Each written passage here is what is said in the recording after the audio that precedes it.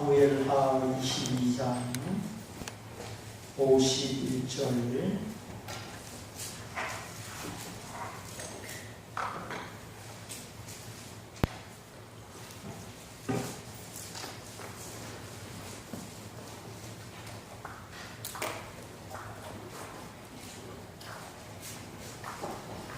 사무엘하 22장 51절 우리 다같이 한 목소리로 읽습니다. 여호와께서 그 왕에게 큰 구원을 주시며 기름 부음 받은 자에게 인자를 베푸시며 영원토록 다윗과 그 후손에게로라 하였더라. 아멘. 기름 부음 받은 자에게 하나님이 자비함을 베푸신다. 하나님의 모든 사랑과 은총을 모두에게 베푸시지만 특별히 누구에게 베푸신다는 것입니까? 기름 부음을 받은 성도에게 나시인으로 하나님께 바쳐지고 하나님을 사랑하여 나를 하나님께 헌신하는 그 사람에게 하나님이 기름을 부으시고 그 기름 부음을 받은 자에게 모든 은총과 자비를 더하신다. 그래서 예수님도 밤낮 부르짖는 택하신 자들의 기도를 속히 들어주지 않겠느냐. 그러면서 성령을 구하라 하셨죠. 그래서 우리가 성령의 기름 부으심을 받는 이것이 최고의 은총입니다.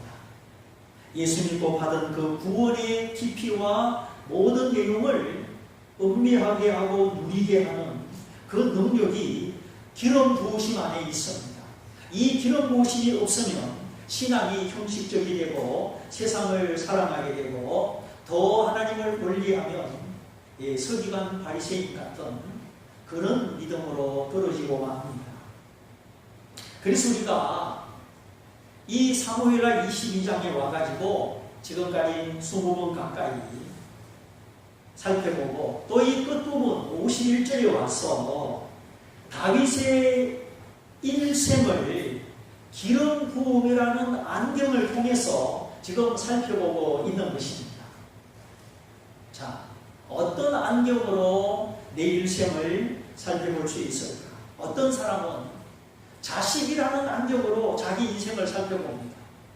모든 소망을 자식에게 두고 자식이라는 안경으로 자기 인생을 보는 사람들, 돈이라는 안경으로 자기 인생을 보는 사람도 있어요.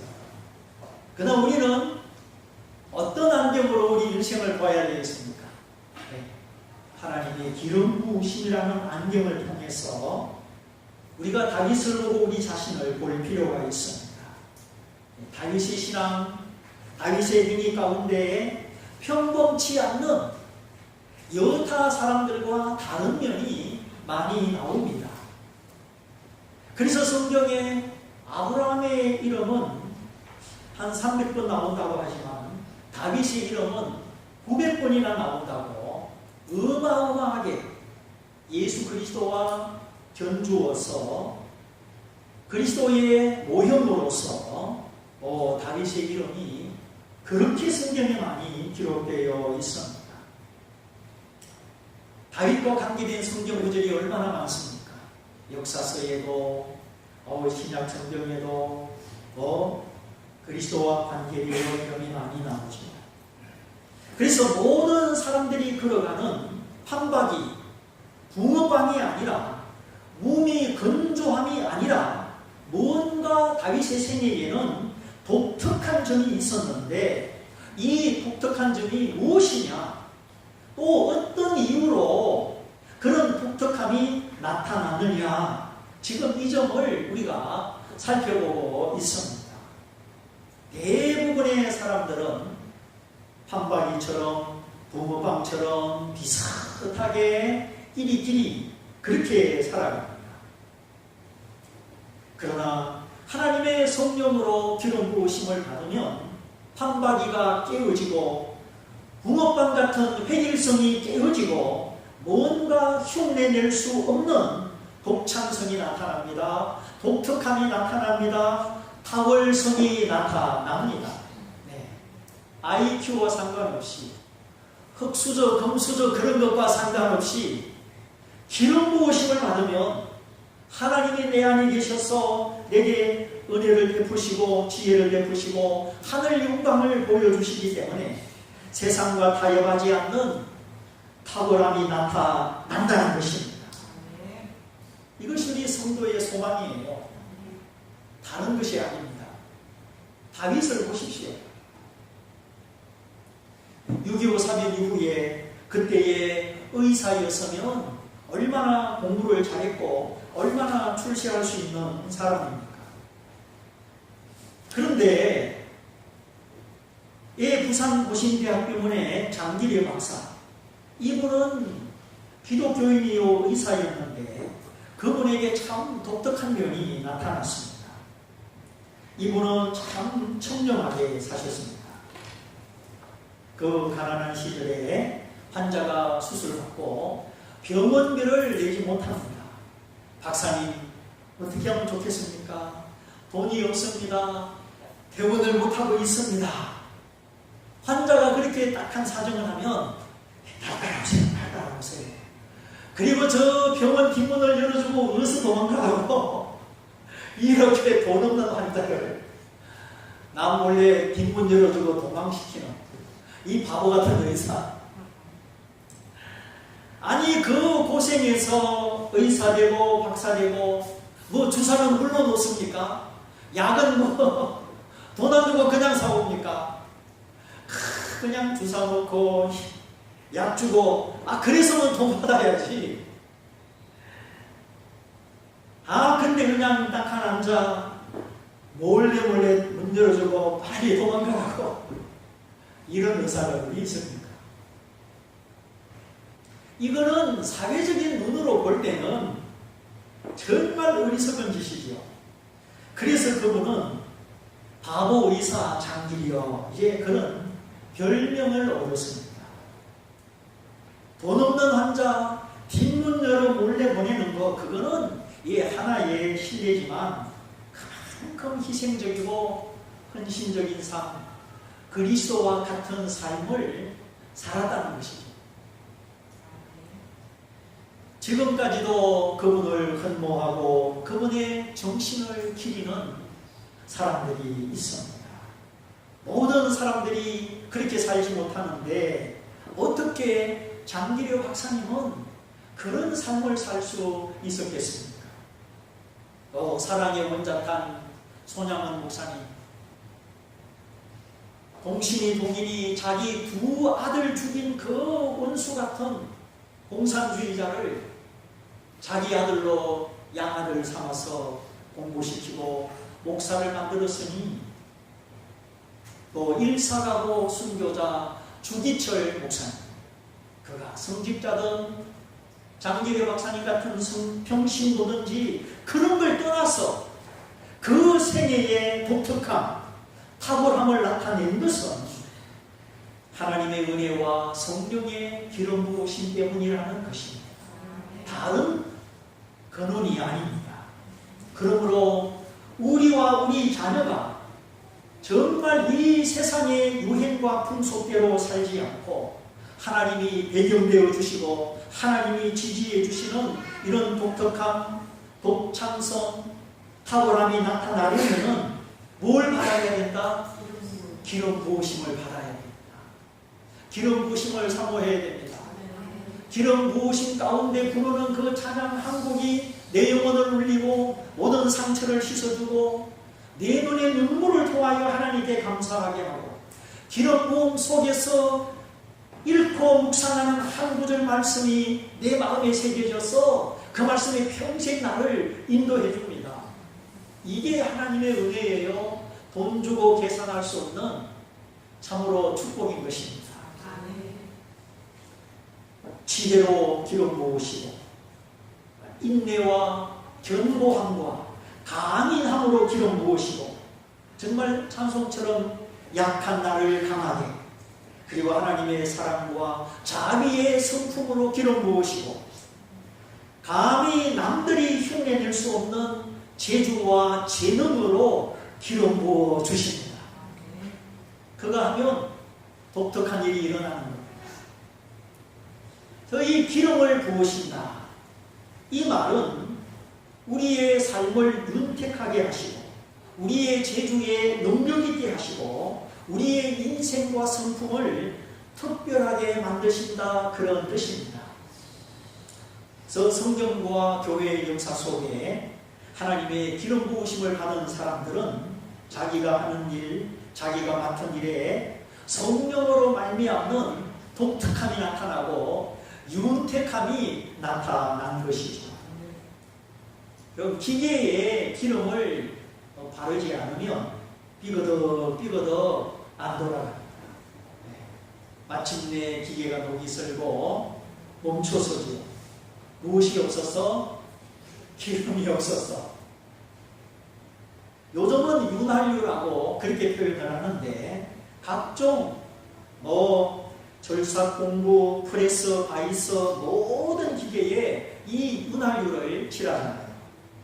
특별히 구리스라고 하는 그 약간 노란색을 띠는 기름, 이거는 체인이나 새와 쇠가 연결되는 모든 곳에 발라주는 기름입니다.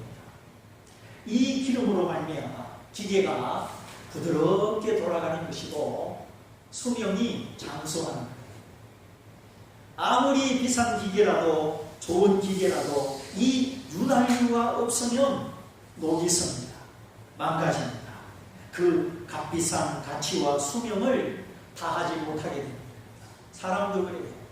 하나님의 기름 부으심이 아니면 아무리 똑똑하고 아무리 재능이 많아도 그 가치와 수명이 다하지 못하는 거예요. 오히려 나쁜 마음을 먹으면 남을 해치는 겁니다. 자동차는 어떻습니까? 브레이크를 잡아주는 브레이크 오일, 또 대우라고 하는 대우 오일, 미션 오일, 특별히 엔진 오일, 전부 다 이거 뭡니까? 다 기름이에요, 기름. 이 중에 가장 중요한 것이 엔진 오일이죠. 이거 제때 안 달면 엔진이 마모되고 성능이 떨어집니다. RPM, 분당 회전 속도, 1분의 엔진이 이 1000이면은 엔진 속의 피스톤이 1000번을 움직인다는 뜻이잖아요. 한 100km로 달리면 보통 2000, 2500 RPM으로 올라갑니다. 1분의 피스톤이 막 2000번씩 움직인다는 뜻이에요. 이렇게 1분에 2000번, 3000번, 막 4000번씩 빨리 피스톤이 쇳덩이가 움직이는데 왜 불이 안 납니까? 엔진 오일 때문이죠. 그러니까 엔진이 그 기름 속에서 지금 헤엄을 치고 있는 거예요. 우리의 믿음이 녹슬지 않고 우리의 믿음이 세상과 결탁하지 않는 것도 이 성령의 기름 부으심으로 가능한 거예요. 다른 방법은 절대 없습니다. 이 만일에 여러분이 차를 운전하다가 계기판에 알라딘 램프, 주전자 모양의 경고등 표시가 나면 얼른 카센터로 가야 돼요. 처음에 시동 걸 때는 이제 다 잠깐 떴다가 꺼지죠. 시동 걸 때 말고 운행 중에 주전자 표시가 나면은 적시로 속도를 낮추어서 카센터로 가셔야 됩니다. 그거는 기름이 지금 새고 있다는 뜻이에요. 특별히 카브를 살짝 돌 때 경고등이 탁 켜지면은 뭔가 이상이 있습니다. 그냥 운행을 하면 엔진이 이제 막 들러붙어가지고 엔진만 바꾸는데 200만 원 들어갑니다. 이 현대인의 생활 속에 이 산업사회에 각종 오일, 기름하고는 뗄래야 뗄 수가 없습니다. 하나님과 우리 사이도 마찬가지. 그리스도께서 하나님과 우리 사이의 중보자가 되시고 원수된 의문과 율법의 모든 정서와 죄를 도말하셔서 하나님과 더불어 화평함을 누리게 해 주셨습니다. 그리스도는 하나님과 인간 사이의 유일한 중보자요 화평의 주님이시죠.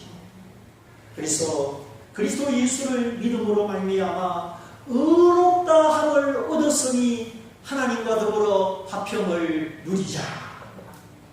예수님의 피의 값은 우리를 죄인을 하나님과 더불어 화평을 누리게 해주신 거예요.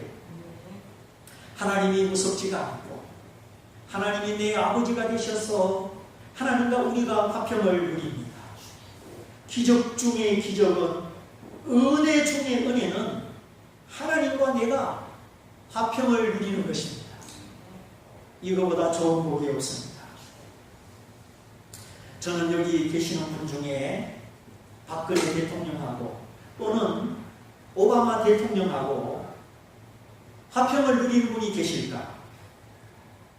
존경하기는 하지만 실제로 가깝거나 대통령하고 그물이 없거나 언제든지 전화를 할 수 있거나 그런 식으로 화평하지 못합니다.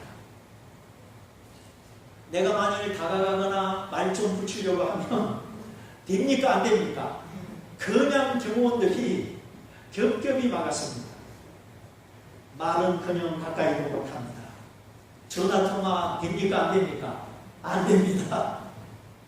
뭔 일이 있어야 전화를 해주지. 청와대에 전화 한번 해보세요. 통화되는가 안 되는가? 그런데 하나님은 언제든지 통화가 되잖아요. 예수 그리스도의 이름으로 아버지께 기도하기만 하면 언제든지 기도할 수 있잖아요. 그래서 항상 기뻐하라. 쉬지 말고 기도하라. 범사에 감사하라. 이것이 그리스도 예수 안에서 너희를 향하신 하나님의 뜻이니라. 하나님의 목적, 하나님의 뜻, 하나님의 간절한 소원은 우리가 슬퍼하거나 하나님과 불통하거나 원망, 불평, 근심으로 그렇게 사는 것이 아닙니다. 그리스도 예수 안에서 다 이루어진 하나님의 은총, 이미 허락된 하나님의 뜻, 그것은 하나님과 화평함을 얻은 우리가 항상 기뻐하는 것이요, 쉬지 말고 기도하는 것이요, 범사에 감사하는 것입니다. 누구 때문에? 그리스도 예수 안에서, 예수님 때문에 우리는 항상 기뻐할 수 있고 기도의 영으로 쉬지 말고 기도할 수 있고 범사에 감사할 수 있습니다. 그래서 우리가 하나님이라고 하는 그 높고 놀라우신 분과 더불어 화평을 누린다. 대통령하고는 통화는 안 되지만 하나님 그분과 내가 이 평화를 누린다. 여러분, 이것이 최고의 복이요, 그냥 된 것이 아니라 내 대신 십자가에 죽으시고 형벌 받으신 그리스도 예수로 말미암아 된 것입니다. 피조물이 창조주와 화평을 누리고 죄인이 의로우신 하나님과 화평을 누리고 불완전 자가 완전한 분과 화평을 누린다. 이것이 웬 은혜요, 웬 사랑입니까? 우리 삶이 아무리 힘들고 각박해도 내게 하나님과 더불어 누리는 화평함이 있다면 우리는 하나님으로 말미암아 이 세상을 이기는 것입니다. 이 현실이 어떠하든지 우리는 찬양을 잃지 않습니다. 자꾸 세상 소리 듣지 말고 하나님의 소리를 들으십시오. 주님의 복음을 주목하고 찬송하십시오. 하나님의 말씀을 믿고 마음에 새기십시오. 그리고 나를 사랑하시는 그 하나님을 기뻐하십시오. 여호와를 기뻐하라. 여호와를 기뻐하는 것이, 그분을 신뢰하고 찬송하는 것이 너희 힘이니라. 이 세상을 이기는 힘, 이 현실을 이기는 힘, 죽음이라도 이기는 힘은 여호와를 기뻐하는 힘입니다.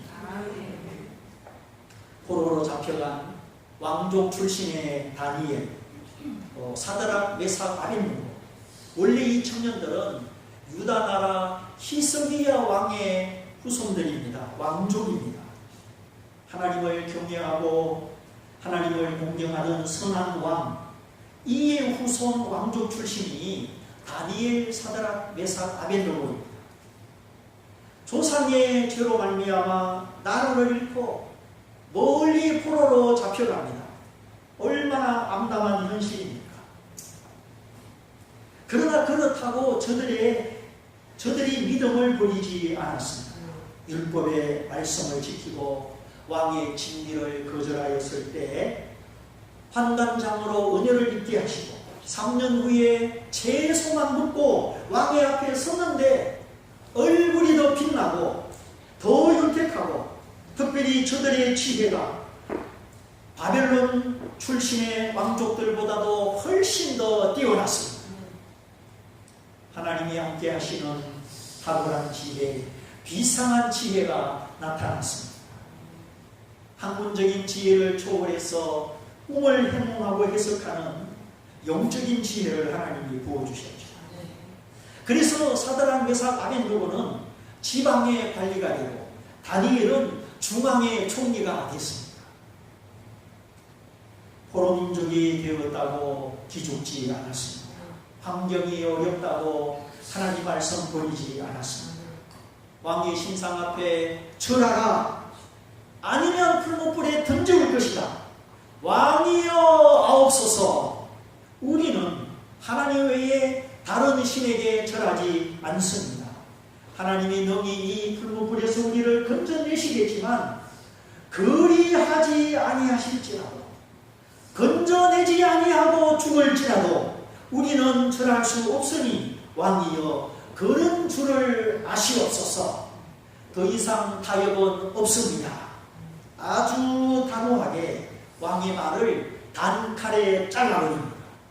우리는 회유되거나 타협하지 않으니 우리의 믿음과 태도가 확실하니 왕이시여 그런 줄을 아시라 하는 겁니다. 얼마나 담대합니까? 왕에게, 자기들의 목숨을 쥐고 있는 왕에게 회유당하는 것이 아니라 오히려 결코 하나님을 부인할 수 없는 확신과 확고부동한 마음의 태도를 전달하는 겁니다. 누구에게? 왕에게. 얼마나 멋있는지. 여봐라, 이 풀무불을 7배나 뜨겁게 해라. 왕이 화가 났어. 지금도 뜨거운데 7배나 뜨겁게 하라고 합니다. 그러니까 사드락, 메삭, 아벳느고를 풀무불에 던져넣는 군사들이 다 타서 죽었잖아요. 얼마나 뜨거운지. 그런데 느부갓네살 왕이 보니 저게 어찌된 일이냐. 우리가 3사람을 던졌는데 보이는 형체는 4사람이로라. 누가 그 가운데 함께 계신 겁니까? 하나님이 함께 계신 거죠. 태양을 만드신 하나님, 느부갓네살의 풀무불하고는 비교되지 않는 태양을 만드신 하나님이 그 가운데 함께 계셔 실오라기 하나도 타지 않게 해 주셨습니다. 여호와라, 전국에 방을 내려 사드락, 메삭, 아벳느고가 믿는 하나님을 믿으라. 왕이 전도자가 되어서 온 백성이 하나님을 믿으라고 방을 써서 전도합니다. 그때 여호와의 이름이 그 열방 가운데 전거된 줄 믿습니다. 그리고 사드락, 메삭, 아벳느고 앞에서 혀를 함부로 놀리는 자는 죽을 것이다. 왕이 이 3사람의 존귀와 가치를 인정해 준 겁니다. 그러니까 이 3사람을 모함하거나 멸시하거나 깎아내리면 죽는다는 것입니다. 얼마나 하나님이 확실한 증거를 보여주시고 확실한 보장을 나타내셨습니다. 그래서 우리가 죽고자 하면 살고 내 살 길 찾아서 하나님 버리고 도망가면 죽습니다. 영적으로 죽는다는 거예요.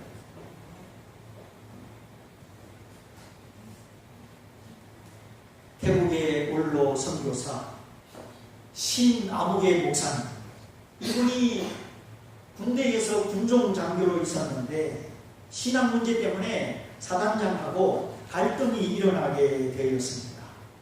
사단장이 이렇게 해라 명령을 내려도 이 군종장교 중위가 말을 안 듣는 겁니다. 별 2개의 사단장하고 마풀 2개 중위하고는 이거는 게임이 안 됩니다. 군에서는 게임이 안 돼요. 남자들은 다 알아요. 다 웃으십니다. 또 그 당시는 6.25 사변 직후에 아직 전운이 감돌고 지휘관이 막 총살도 시킬 수 있는 그런 때였습니다. 하루는 다툼이 생긴 날 연병장에서 이 사단장이 화가 나가지고 권총을 딱 뛰어들었습니다. 사단장이면 1만 명의 군사를 치휘하는 사람인데 이 중위가 말을 안 들어요. 권총을 딱 빼서 이 말을 겨두고 쏜다. 그때 이 시나무의 목사님이 쏘고 싶으면 쏘십시오. 딱 차례 자세를 하고 권총 앞에 맞서는 겁니다. 진짜 쏠까? 막 사람들은 지켜보고 막 긴장감이 흐르는 순간 사단장이 총을 내리고 들어갔다는 거죠. 그렇죠. 북한군도 아닌데 신앙 문제로 말 안 듣는다고 사단장이 부하를 총을 쏘았다. 그건 있을 수가 없죠. 이제 이름이 생각났습니다. 신홍식 선교사님. 네. 양병화 선교사님보다 더 선배가 되는 태국 선교의 원로이십니다. 역시 성령님은 정확합니다. 20년 전에 잊어버린 이름도 기억나게 합니다. 내가 보낼 보혜사 성령, 저는 진리의 영이라 내가 3년 동안 가르쳐준 모든 것을 다시 가르쳐줄 것이요 기억나게 하리라. 성령 충만하면요 공부하다가 잊어버린 것도 생각나요. 진짜예요. 애매한 것도 생각나고요. 희한한 역사가 있어요. 성령님이 하시는 역할은 예수님이 가르쳐 주신 말씀, 그 복음서의 말씀을 다시 확실하게 내 머리와 가슴 속에 가르쳐 주시는 것입니다. 보통 사람은 복음서를 읽어도 뭔 말인지 몰라요. 성령으로 읽으면 복음서가 내 말씀이 되는 거예요. 그리고 필요할 때, 기억해야 될 때 진짜 기억나게 해주십니다. 그래서 예수 그리스도는 하나님과 우리 사이의 중보자시고 성령님은 예수님과 우리 사이의 중보자이십니다. 이걸 아셔야 돼요. 기억하십시오. 예수님은 하나님과 나 사이의 중보자요. 성령님은 예수님과 나 사이의 중보자이시오 스승이시다. 예수님의 복음이 내 안에 살아있게 하시고 생생하게 해주시고 예수님의 가르침이 깨달아지고 믿어지고 때에 따라 기억나게 하시고 이렇게 진리의 영으로 나를 도우시는 보혜사로 오신 분이 성령이십니다. 그러므로 주님이 말씀하셨죠. 성령이 오시면 성령은 자의로 말하지 않는다. 자기 의지, 자기 뜻으로 자기가 하고 싶은 말을 하지 않는다 했습니다. 성령 하나님은 내 것을 가지고 내 영광을 나타낼 것이다. 성령 하나님은 자기 생각으로 자기 의지로 말하지 않습니다. 철저하게 예수님의 복음, 예수님의 것을 말하고 예수님의 영광을 나타내십니다. 그런데 설교자가 함부로 설교할 수 있습니까? 자기 뜻을 섞어서 설교할 수 없습니다. 자기가 의도하는 설교를 합니까? 그거는 설교자의 타락이요, 설교의 타락이요, 그것이 교회의 타락의 원인입니다. 부모가 욕을 하고 잘못 말하면 자식이 그대로 해요. 교회가 타락하는 것은 사실은 설교자의 타락 때문입니다. 성령 하나님도 자기 뜻대로 자기 의지로 말하지 아니하시고 예수님의 것을, 예수님의 복음을 말하고 예수님의 영광을 나타내는데 설교자가 감히 하나님 앞에서 인간의 뜻을 섞어서 말합니까? 절대로 있을 수 없는 일입니다. 하나님 앞에 가보십시오. 누가 먼저 혼나는가? 교회가 세상보다 먼저 심판을 받는다. 베드로서에 말씀하셨죠. 자, 뭔가 뛰어난 사람, 탁월한 사람, 그 사람은 하나님의 도우심으로, 성령의 기름 부으심으로 그렇게 되었습니다. 다윗에게 나타난 하나님의 지혜, 용기, 존경받는 리더십, 그리고 양을 잘 돌보고 다스리는 공교한 재주, 이것이 다 성령의 기름 부으심의 결과입니다. 성령의 기름 부으심은 종교적인 영역에만 나타나지 않습니다. 이것을 일반 은총이라, 신학적으로 일반 은총이라고 합니다. 탁월한 정치가. 링컨을 보세요. 그는 설교자는 아니지만 정말 탁월한 정치가 있습니다. 뛰어난 음악가, 예술가, 건축가, 솜씨가 좋은 장인, 글 쓰는 사람, 문학가, 교사, 의사, 여러 방면에, 우리가 살아가는 삶의 모든 방면에 하나님이 기름을 부어 탁월하게 해서 사용하십니다. 그때 우리와 우리 자녀들이 두각을 나타내게 되고 뛰어나게 되고 독특함과 남들이 흉내내는 탁월함을 나타내게 되는 것입니다. 그러므로 함부로 남의 떡을 쳐다보거나 흉내내지 말고 우리 자녀들에게, 다음 세대에게 이 독특함이, 탁월함이 나타나도록 기도하십시오. 이것이 우리의 소망이요 진정으로 성공하는 길입니다. 성령의 기름 부으심을 받으면 쉽게 흉내내지 못하는 독특함이 나타납니다. 탁월함이 나타납니다. 이 사실을 믿고 우리 자녀들이 예배자로, 기도하는 자로 세워지게 하옵소서. 흔들리는 이 세상 가운데 다니엘과 세 친구처럼 하나님을 의지하게 하옵소서. 먼저 말씀을 묵상하고 공부하게 하옵소서. 우리 여름 성경학교, 소록도 봉사, 모든 수련회가 이 기름 부음을 받는 기회가 되게 하여 주옵소서.